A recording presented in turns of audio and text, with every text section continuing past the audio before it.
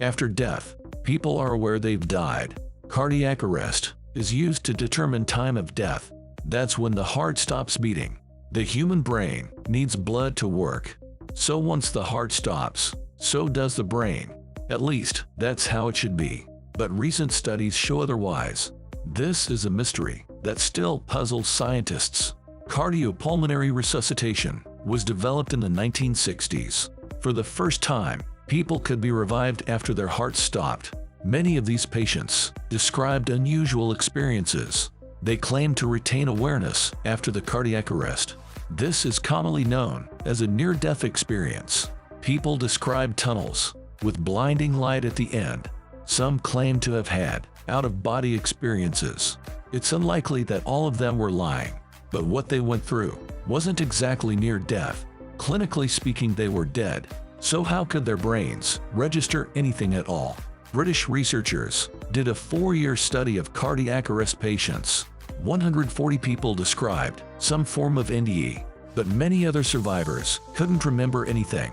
Some just recalled feeling peaceful. The brain shuts down 20 seconds after the heart stops.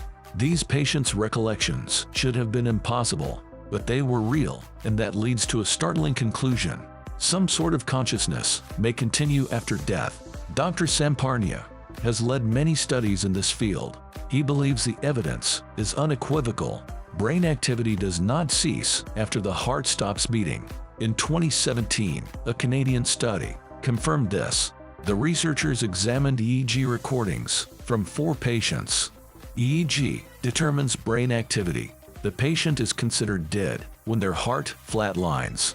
This is represented by a flat line on the ECG monitor, but for one of the patients, EEG activity continued after the flat line. A burst of delta waves was recorded 10 minutes after death. The study authors couldn't explain it. They are cautious not to equate brain activity with conscience, but it's becoming clearer that the body doesn't die all at once.